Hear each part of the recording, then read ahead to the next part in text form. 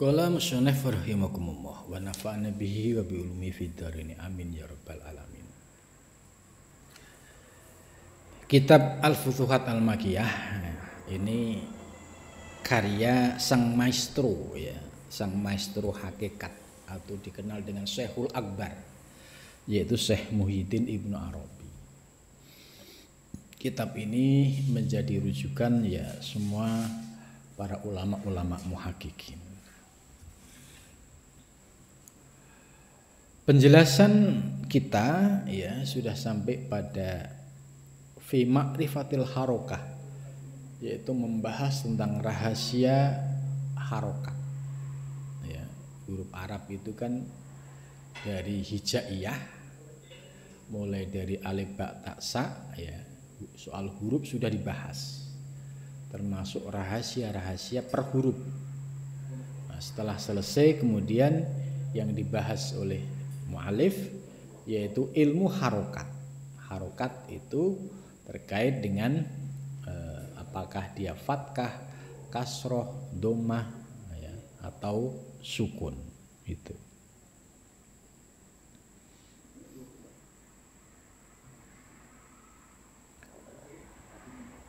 Wahadil haqaiq ya, dan bermula ilmu-ilmu hakikat ini allati takunu anit tarkib, yang ada ya pada susunan ya, tujadu biwujudihi ya, tujadu dapat ditemukan biwujudihi dengan adanya, wa taqdimu dan tidak ada apa haqaiq bi adamihi dengan ketiadaannya. Jadi artinya ilmu-ilmu hakikat ini ya, yang posisinya ya sistematis itu anitarkif, itu ternyata dapat ditemukan ya dalam wujud ya, wujud, dan menjadi tidak ada pada ketiadaan. Jadi artinya kalau ada sebuah wujud, wujud apapun yang di alam semesta, ini akan bisa diurai dari asal usulnya, apapun itu. Contoh air misalkan, air ini ya, kalau diurai asal usulnya, pasti semua akan kembali ya kepada Allah Subhanahu wa taala. Termasuk ya unsur alam semesta ya, gunung, laut, apapun benda yang di alam semesta ini sebagai sebuah wujud itu kalau diurut-urut ya, pasti kembalinya kepada Allah Subhanahu wa taala. Itu. Ya, termasuk wujud kita. Wujud kita sebagai manusia ini ya sekarang sudah berwujud secara fisik. Kalau kita urut mundur ke belakang ya, mulai dari waktu lahir, terus waktu dalam rahim, terus sebelumnya ya, berupa mudghah, alaqah, nutfah, terus min sullah, min tin. Ternyata semua kembali kepada Allah Subhanahu wa taala. Gitu. Jadi artinya bahwa segala wujud yang ada di alam semesta ini itu tidak kosong ya, tapi terkait erat dengan Sang Pencipta, yaitu al-fa'il al-hakiki, yaitu huwallah, yaitu Allah Subhanahu wa ta'ala. Itu. Nah, kemudian fa innal hayawan haqiqatuhu la tujadu abadan illa inda ta'alluf fi haqaiqi mufradatin ma'kulatin fi dzawatiha wa ya al-jasmaniyah wa dahdiyah wal hissi. contoh di sini tadi sudah saya sampaikan wujud manusia. Saya contohkan diri saya.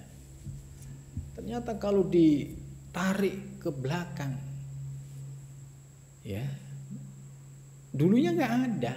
Gitu. Bahkan min sulalah mintin dari saripati tanah. Dan saripati tanah itu unsurnya nggak lepas dari air, api, angin, tanah. Gitu. Ini menurut Syekh Muhyiddin Ibnu Arabi. Nah, kemudian di sini dijelaskan fa'innal hayawan, maka sesungguhnya hayawan ya, hakikatuhu ya, secara hakikinya la tujadu abadan, itu tidak ditemukan sama sekali illa idza ta'aluf fi haqaiqi mufradatin makulatin, kecuali ketika proses ya, kejadian hakikat dari hayawan itu. Nah, contoh semua binatang yang ada di dunia ini kan kalau kita kaji dari sisi ilmu hakikat ya, tetap sebagai yang mengadakan apapun makhluk yang ada di alam semesta, yaitu kembalinya kepada Allah Subhanahu wa taala. Ya. Dan itu sudah dijelaskan di dalam Al-Qur'an. Jadi kalau dilacak, dicari, pasti kembalinya kepada Allah. Namun ketika sudah berupa fisik, ya, kayak fisik hayawan, ya, kalau kita buat contoh sapi misalnya. Sapi ini ketika sudah wujud berupa ya, binatang, hayawan, itu wahya al-jasmaniyah. Ada aspek jismiyah, fisiknya. Ya, bentuk sapinya ada, wujudnya ada. Wadahdiyah. Wadahdiyah ini proses yaitu proses perkembangbiakannya, yaitu melalui proses makan. Contoh, sapi yang sekarang gede gitu, itu nggak bisa ujuk-ujuk langsung gede, tapi dari bayi berproses dia produktif, ya, makan kemudian menjadi besar, bertambah besar, bertambah besar. Ini namanya tahdiyah. Ada proses perkembangbiakan yang melalui sebuah proses makan dan minum ini. Kalau sapi misalkan sifat tahdiyahnya nggak ada, dia nggak mau makan, ya pasti dia akan kurus. Dan ketika kurus terus nggak mau makan, ya lama-lama mati. Gitu. Maka wujud hayawan secara fisikly seperti sapi, aspek jasmaniah wujudnya ada berupa daging, ya. Kemudian daging ini, ya, terbentuk ya karena proses tahdiyah, yaitu sapi ini rutin makan pagi, siang, sore misalnya, sehingga berproses menjadi daging secara fisikly. Kemudian wal hissi, hissi itu aspek yang kasat mata, artinya yang indrawi, dipegang wujudnya ada. Karena apa? Wujudnya sudah berupa fisik. Wa idza ta'ala pal jismu wal quda wal hisab. Ketika sudah tersusun jisim, ya, goda, proses tadi aktif makan, minum, kemudian juga ada fisiknya, dhuharat hakikatul hayawan, maka menjadi nyata hakikat hayawan tersebut. Laisa hiyal jismu wahdah, tidak sebatas hanya jisim tok, ya, walal goda wahdah, dan juga tidak hanya sekedar dia makan tok, walal his wahdah. Jadi artinya ketika sudah berubah wujud ya sapi ini tidak bisa lepas dari 3 unsur itu. Ya begitu juga diri kita manusia. Ya, seperti kita bisa hidup dan bisa berwujud seperti ini karena juga sama, nggak lepas dari 3 tadi. Ada proses yaitu goda atau tahdiyah, yaitu makan, minum, gitu. Kemudian akhirnya dari bayi, anak-anak, kemudian remaja, dewasa, kemudian menjadi bapak-bapak, nanti menjadi kakek-kakek dan terus berproses ini. Nah, proses itu tidak satu aspek saja, tapi melainkan satu kesatuan yang meliputi yaitu al-jismu, al-goda dan al-his. Sebab kalau salah satunya tidak aktif, gitu, pasti tidak akan sempurna wujudnya. Ya, contoh misalnya sapi dari kecil nggak mau makan, ya pasti akan tidak sempurna wujudnya. Anak bayi sejak kecil nggak mau minum susu, nggak mau makan minum secara normal, ya pasti kuntet apa ya, kecil, gitu. Nggak sehat, nggak normal. Gitu. Ini. Walamma kanal huruf al-mufrodah ini, dan ketika huruf yang bentuknya tunggal yang kami sebutkan itu memiliki pengaruh pada struktur ini, struktur lafadz alladzi raqabnahu liibrazi haqaiqin, yaitu untuk menampilkan sebuah wujud la taqilu indas sami illa biha lihada sabhana lakum litawasul bil ilmi ar-ruhani kal jinni. Ala taro, maka ingatlah, al insan, ala taro, apakah kamu melihat, ya, al insan manusia yatasarrafu, dia yatasarruf, ya, berkembang, bergerak baina arba'i haqaiq, bahwa manusia itu enggak lepas dari 4 haqaiq ini. Yang pertama hakikatun dzatiyah, hakikat dzatiyah. Jadi manusia kita ini, Ali ini, ya, wujudnya ini ada 4 aspek. Yang pertama hakikatun dzatiyah. Hakikat dzatiyah oleh Ibnu Arabi sudah dijelaskan. Jadi unsur fisik yang sekarang ada ini kalau ditarik mundur ternyata min sulalah mintil, yaitu saripati tanah. Kemudian saripati tanah ini diurai lagi oleh Ibnu Arabi, nggak lepas dari 4 unsur, air, api, angin, tanah.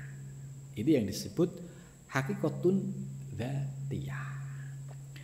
Yang kedua hakikatun robbaniyah, ada hakikat yang sifatnya ketuhanan. Ya, contoh wujud Ali. Jadi wujud Ali fisiknya tangan, ya, kulit, semua ini dari sisi fisik tadi sudah saya sampaikan min sulalah mintin, dari saripati tanah. Kemudian diurai lagi saripati tanah ada apa unsurnya, air, api, angin, tanah. Ini aspek fisik.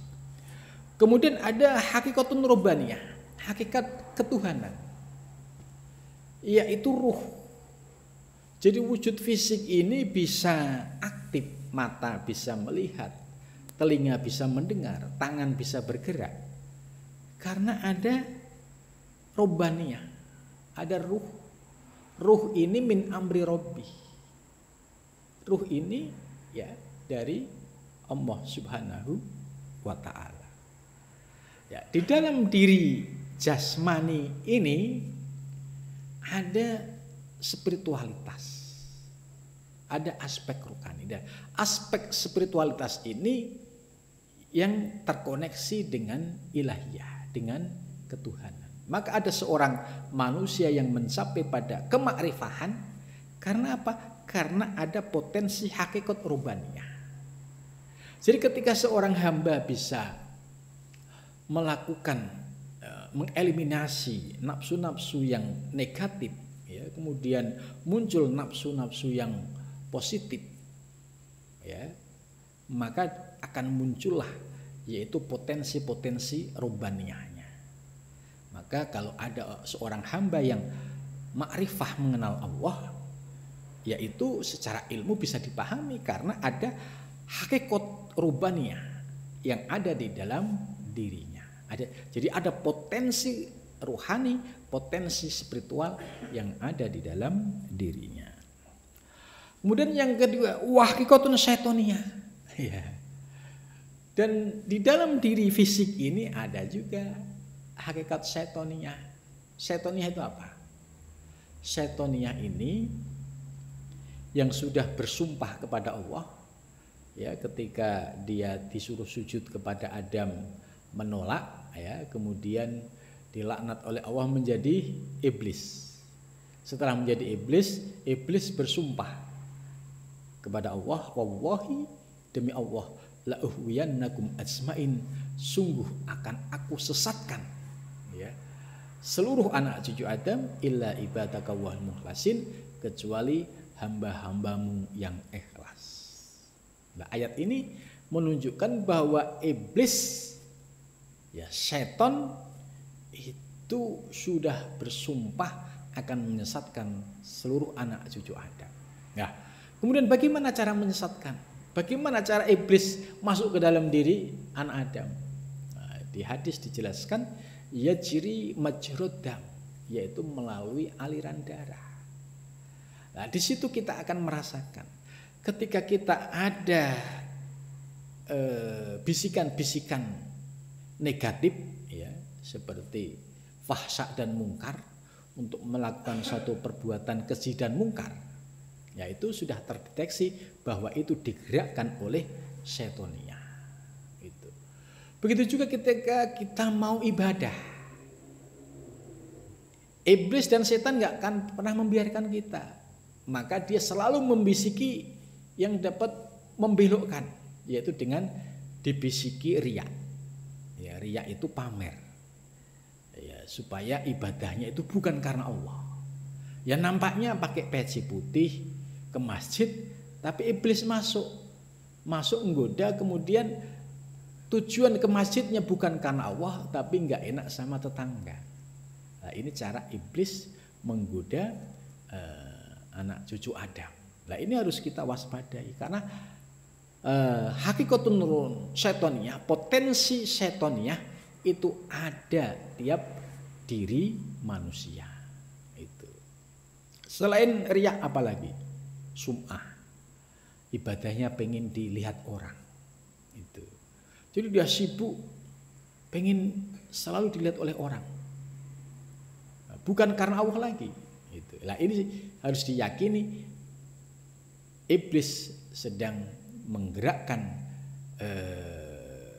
bisikannya mempengaruhi seorang hamba supaya muncul riya, muncul sum'ah, kemudian muncul ujub, ya, bangga dengan dirinya, kemudian muncul kibir, sombong, ya, dengan dirinya, sombong dengan ilmunya. Nah, ini potensi hakikatun syaitoniyah itu pun nyata ada di dalam diri kita. Wa haqaiqu mulkiyah, dan ada juga haqaiq mulkiyah, yaitu potensi, ya, istilahnya mulkiyah itu kerajaan. Ya. Ini di dalam kitab Tadbiratul Hilaiyah itu Syekh Muhyiddin Ibn Arabi menggambarkan jasmani, wujud jasmani manusia ini ibarat kayak kerajaan. Ada. Jadi wujud fisik kita ini diibaratkan sebuah kerajaan. Ada rajanya. Kemudian ada pasukannya. Kemudian ada musuhnya, ya, yang syaitoniyah, itu yang selalu provokatif. Kemudian ada unsur malaikatnya yang selalu mengajak untuk mengkonter, untuk melawan. Nah, Ketika seseorang bisa mempelajari anatomi di dalam dirinya bahwa ada potensi-potensi itu, maka kalau di dalam dunia tasawuf, yaitu dengan cara zikir, ya, itu untuk menundukkan bisikan-bisikan syaitoniyah, karena zikir yang diucapkan seperti nafi isbat la ilaha illallah, ya, illallahnya itu dihentakkan pada hati, ini memiliki efek positif, yaitu untuk memutus mata rantai pergerakan syaitan yang ada di dalam diri manusia. Itu. Maka kalau zikirnya istiqomah, pasti efeknya akan terasa. Gitu. Ada proteksi yang dapat dirasakan oleh seorang salih. Gitu. Nah, apabila kita sudah paham, oh ya, ada potensi nafsu ini harus dilawan dengan cara zikir ini. Kemudian ada juga nafsu bahimiyah, sabuiyah, ada di dalam diri kita.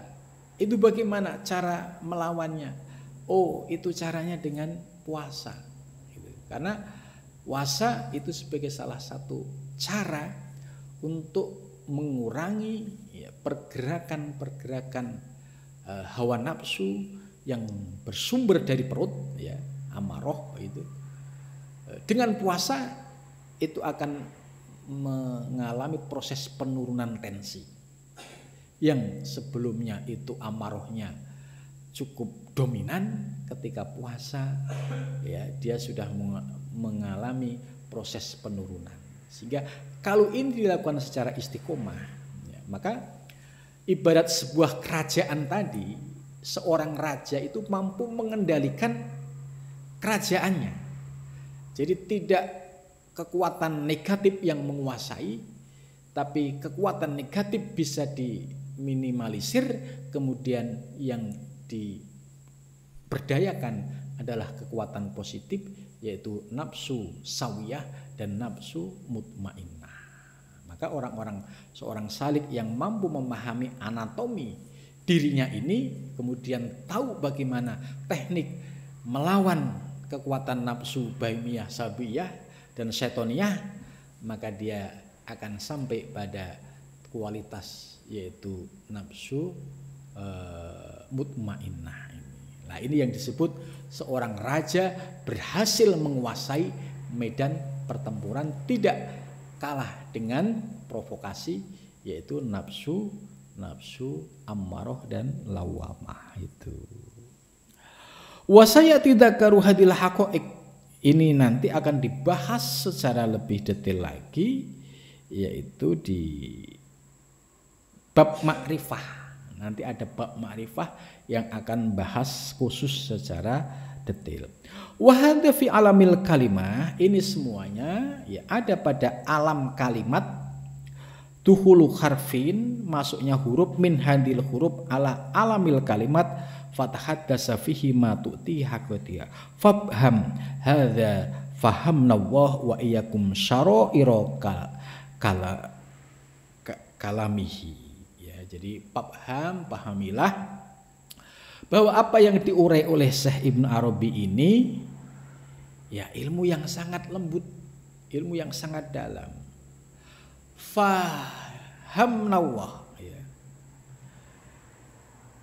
Semoga Allah memberikan pemahaman kepada kita. Wa iyyakum, dan kalian semua. Jadi ini Ibnu Arabi yang berdoa. Mudah-mudahan Allah, karena ini bahasan ilmu yang rumit gitu. Mudah-mudahan hanya berharap Allah memberikan pemahaman kepadaku dan wa iyyakum, dan kalian semua yang mendengar, syara'ira kalamihi, yaitu rahasia-rahasia di balik kalimat-kalimat Allah. Itu mudah-mudahan dari penjelasan ini ya bisa menjadi semangat kita untuk terus belajar, karena ilmu ini ibarat lautan, kita ini belum apa-apanya. Nah, mudah-mudahan dengan istiqomah kita mengkaji kitab ini, diberikan anugerah kefutuh ilmu, diberikan anugerah bisa memahami, dan diberikan anugerah bisa mengamalkan. Amin ya rabbal alamin. Cukup sampai di sini. Wal muwaffiq. Assalamualaikum warahmatullahi wabarakatuh.